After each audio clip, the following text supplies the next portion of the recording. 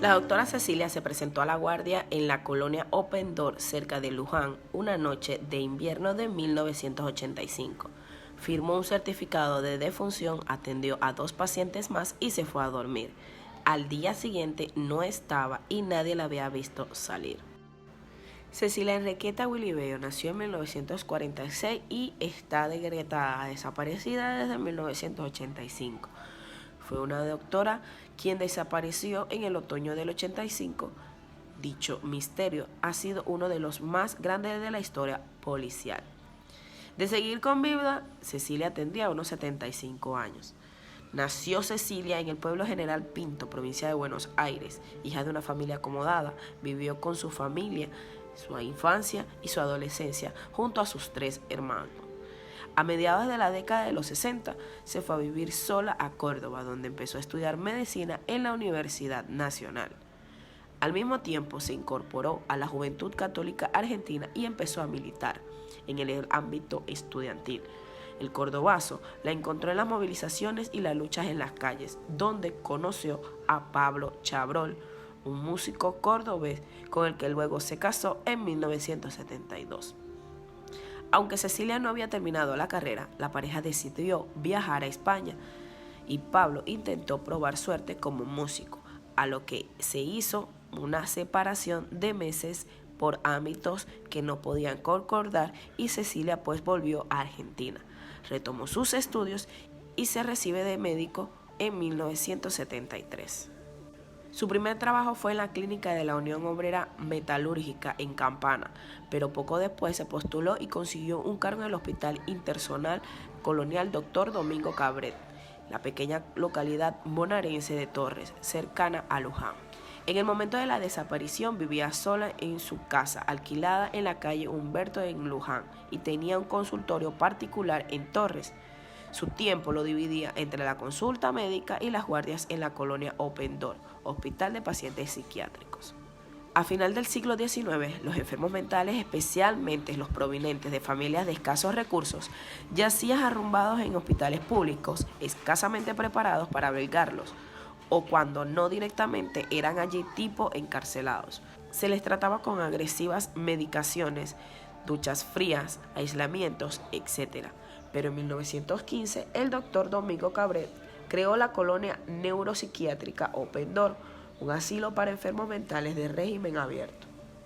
Es decir, los internos tenían la libertad de circular libremente. De hecho, los propios pacientes mantenían Open Door funcionando. Realizaban trabajos de albañilería, carpintería, jardinería, criaban los animales de la granja, etc.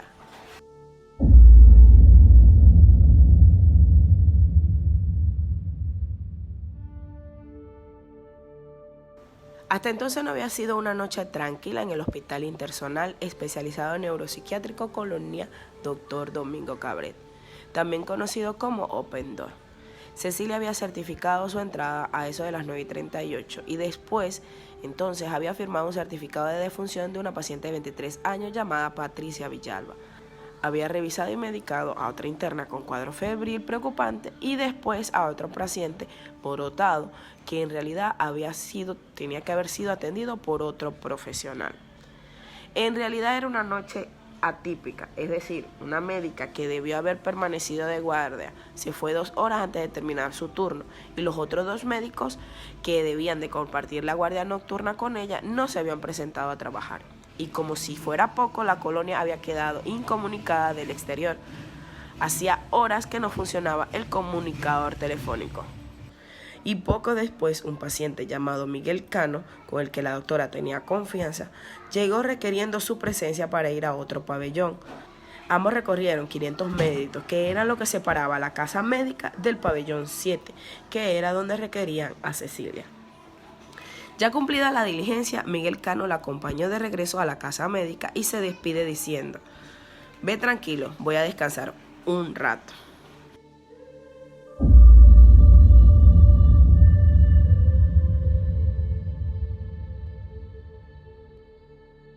Ya siendo las 8 de la mañana del día siguiente, el lunes, un empleado golpeó la puerta de su dormitorio y no recibió respuestas.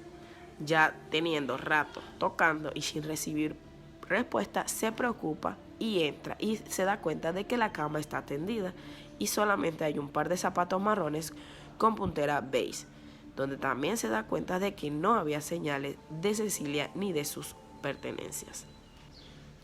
El Renault 6 seguía en el mismo lugar que ella lo había dejado, pero con un cambio enigmático. La médica había llenado el tanque de nafta en Luján antes de salir a trabajar, por lo que debió haber estado casi lleno. Sin embargo, estaba casi vacío. Las únicas posibles pistas las brindaron dos pacientes psiquiátricos. Miguel Cano, el interno que había acompañado a la médica desde el pabellón 7 hasta la casa médica, pues él dijo que poco después de despedirse de Willy Beo, cuando caminaba hacia el pabellón para irse a acostar, vio entrar dos vehículos oscuros y dirigirse hacia el alojamiento de los médicos. La presencia de uno de ellos tenía una explicación lógica. Era el furgón funerario, pues que venía a buscar el cadáver de la interna fallecida de esa misma tarde, Patricia Villalba, cuyo certificado de defunción había sido firmado por la misma Cecilia mucho tiempo antes. Sobre el otro vehículo, ni en la funeraria ni en la colonia supieron decir nada. En lugar de denunciar la inexplicable desaparición de su médica de guardia, las autoridades del hospital iniciaron un sumario interno acusando a Cecilia de abandono de trabajo. Ni se molestaron en tratar de contactarla por teléfono o enviar a alguien a su casa. Recién, en el 19 de junio, su amiga Beatriz, también empleada de la colonia, se presentó en la comisaría para hacer la denuncia por averiguación de su paradero. Esas 48 horas sin que nadie la buscara fueron decisivas a la hora de la investigación. Para entonces, las autoridades de la colonia, dirigida por el psiquiatra Florencio Elías Sánchez, había ordenado remodelar la habitación donde debería haber pasado la noche Willy Beo. Un grupo de albañiles trabajó rápidamente y cuando los peritos de la policía fueron rastreando el lugar, estaba pintado de nuevo. Y los muebles pues ya habían sido retirados. Cualquier posible evidencia, desde huellas digitales hasta indicios de violencia, había sido definitivamente borrada. Tampoco se pudo revisar el registro de entradas y salidas del personal. Cuando consultaron el libro, la hoja correspondiente del lunes 16 había sido arrancada.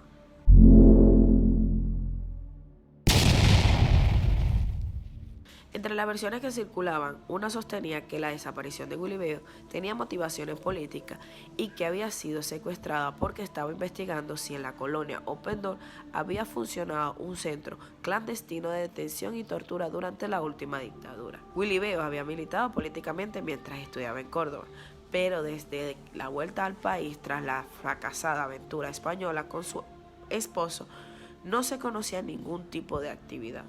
Sin embargo, dos hermanos de su ex esposo, Pablo Chabrol, estaban desaparecidos, Juan José, de 17 años, y Óscar Chabrol, de 19.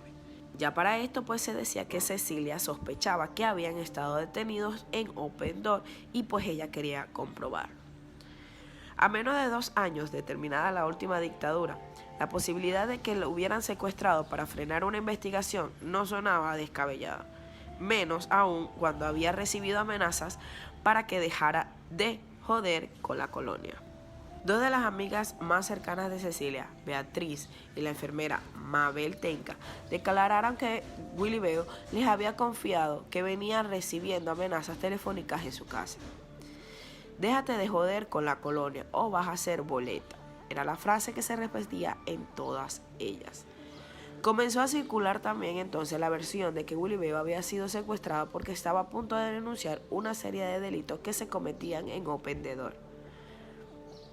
Comenzó a circular entonces la versión de que Willy Beo había sido secuestrada porque estaba a punto de denunciar una serie de delitos que se cometían en Open Door. Desde el tráfico de órganos, fundamentalmente córneas, hasta la venta de sangre extraída compulsivamente a los enfermos y la utilización de estos, muchos de los cuales desaparecían inexplicablemente. No se encontró ninguna prueba que permita abandonar la sospecha de que la doctora Cecilia hubiera sido asesinada en la colonia Montes de Oca. Se revisaron todos los rincones de los pabellones, de los consultorios, dependencias administrativas y alojamientos distribuidos en 253 hectáreas y no se pudo encontrar ningún rastro de la mujer. Se agotaron todos los recursos, se buscó en la ciénaga que existe dentro del predio y no había señales de guliveo, explicó el veterano funcionario que investigó este caso.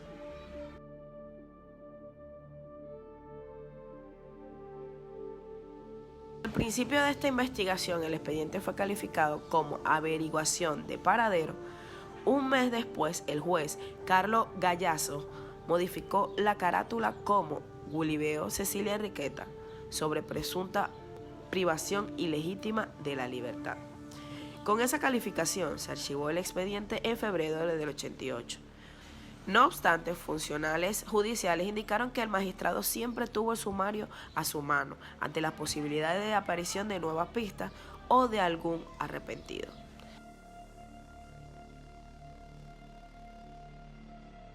Si bien las autoridades de la colonia Montes de Oca negaron hasta el hartazgo la posibilidad de que existía una organización criminal dedicada al tráfico de órganos, se inició un sumario interno que constituyó una investigación paralela a la que se realizaba en el juzgado de Mercedes. Es decir, los testimonios incorporados en ese expediente nunca fueron apartados de la causa penal.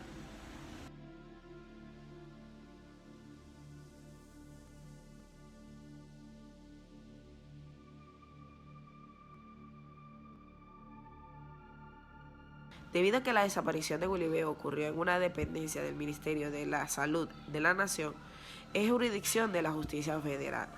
Sin embargo, ningún magistrado del fuero federal decidió hacerse cargo de la investigación del caso de Guliveo ni de las otras versiones sobre el supuesto tráfico de órganos.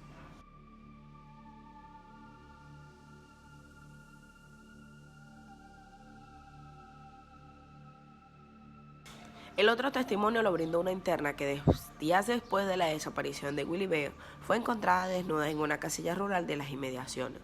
La mujer había sido ultrajada sexualmente y hablaba incoherencias, pero en su relato dijo que había visto a la doctora atada y golpeada en el mismo lugar. Las pesquisas forenses nunca dieron respuestas sobre ningún resultado de esto, y el juzgado decidió no profundizar en esas pistas, pues como se sabe, las declaraciones de los pacientes psiquiátricos son judicialmente inválidas. Durante la semana siguiente, la policía registró con el auxilio de perros adiestrados las 250 hectáreas del predio de la colonia. Se revisaron todos los pabellones, incluyendo 2 que llevaban años clausurados. Se realizaron exhumaciones de cadáveres de internos en cuyas tumbas se sospechó que podía estar el cuerpo de Guliveo. Todo sin obtener ningún resultado. La idea es que puede haber presenciado algún delito, digamos, de naturaleza común, como robo de medicamentos, de alimentos, golpes a los internos, quizá algo vinculado con el tráfico de órganos, aunque nunca se pudo probar, y eso pudo ser causa de alguna represalia contra ella. Mientras transcurría la infructuosa investigación, el departamento de Cecilia Guliveo en Luján, que estaba bajo custodia policial desde que se denunció su desaparición, apareció dado vuelta. A pesar de la vigilancia, alguien había entrado y revisó todo. Otra cosa que también llamó la atención, pese al desorden, es que no faltaba nada de lo que la policía había registrado en su primera pesquisa. Pero sí había un elemento más, una cartera de Guliveo, que según algunos testimonios, la médica llevaba consigo el día que llegó a Open the Door, la noche que desapareció. Es decir, si la cartera fue plantada, encerraba algún mensaje, pero nadie pudo descifrarlo.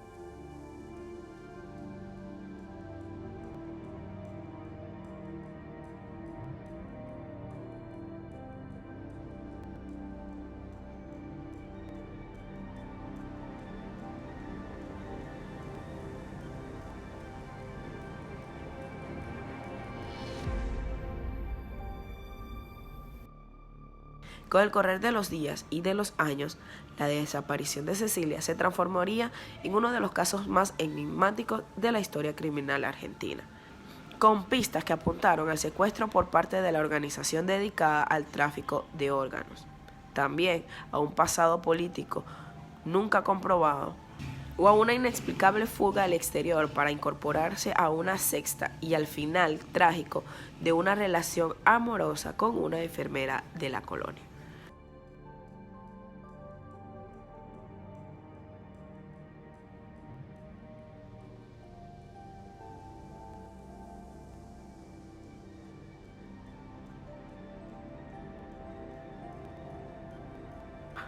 La desaparición de Willy Beo constituyó el episodio más importante ocurrido en un hospital psiquiátrico, dominado por irregularidades. No se sabía cuál era la cantidad exacta de pacientes internos. Entre ellos figuraban pacientes NN, o sea, personas sin identificación, que estaban alojados porque supuestamente sufrían patologías psiquiátricas. Muchos de ellos habían sido judicializados y debían de tener un curador, pero se desconocía quiénes eran. Existía un descontrol externo. Todo esto manifestado por Parrilli, abogado del ex esposo de Cecilia.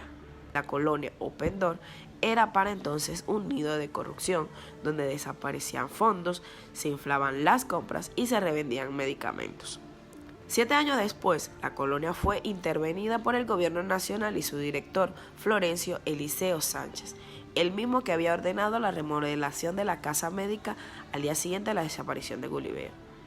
Fue detenido y procesado por corrupción junto con parte de la plana mayor de Open Door.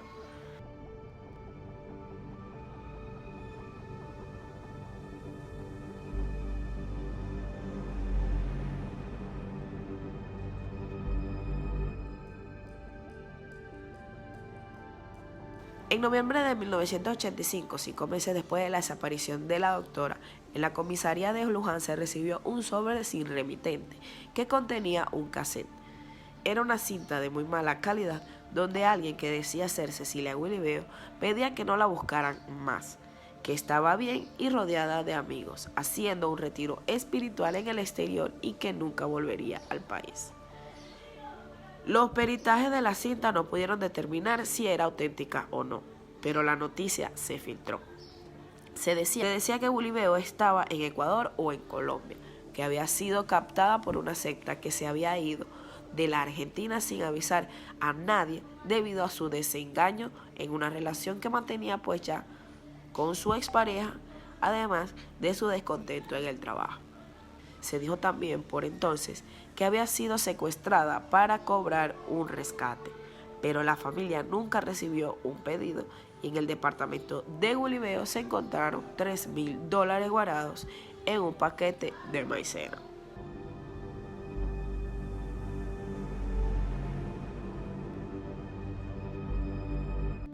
La justicia federal tampoco investigó si eran ciertas o falsas los rumores sobre la supuesta defraudación de las compras de los medicamentos para pacientes psiquiátricos, actividad criminal que se desarrollaba en el centro asistencial y de la que sobre la existencia sospechaban fundaciones. A 36 años de su desaparición, el caso está archivado y nadie, hoy por hoy, la busca. ¿Sería esto lo que estaba investigando Willy Beo? Sánchez ya no puede responder a esa pregunta, pues murió en la cárcel en 1992, pocos meses después de ser detenido.